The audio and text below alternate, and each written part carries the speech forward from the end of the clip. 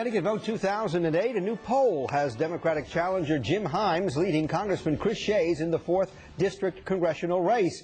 The Survey USA poll has Shays with 45% of the vote, while Himes has 48%.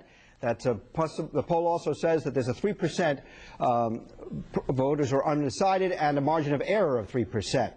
Now, this marks the first poll with numbers this close. News 12 Connecticut's Christy Facenda is at Darien Town Hall, one of the many places that voters are going to head to cast their ballots November 4th.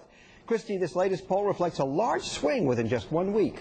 Tom, it definitely does. A Sacred Heart poll released last week showed Congressman Shays with a 10-point lead and 29% of voters still undecided. Regardless, the candidates say they're not putting too much weight behind any of the polls. Voters will be at polling places just like this one in just about 2 weeks to cast the only poll that really matters. Democratic challenger Jim Himes says all the shaking of hands. How do you do, ma'am? I'm Jim Himes. Just wanted to say hello. And greeting of voters is paying off.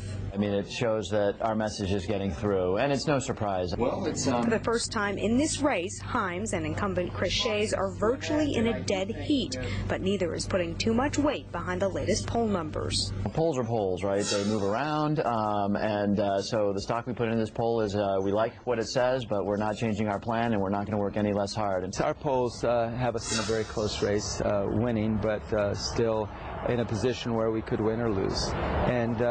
But what polls are is what people think today. And Congressman Shays says that can change a lot in 2.5 weeks. I'd like people to think it's close because those who think I've done a good job will hopefully not just vote for me, but ask their friends to vote for me as well. A high voter turnout could be a direct result of close poll numbers down the stretch. Fairfield University professor Kurt Schlichting says a closer race makes people feel like their vote will matter. I think it should encourage people to vote.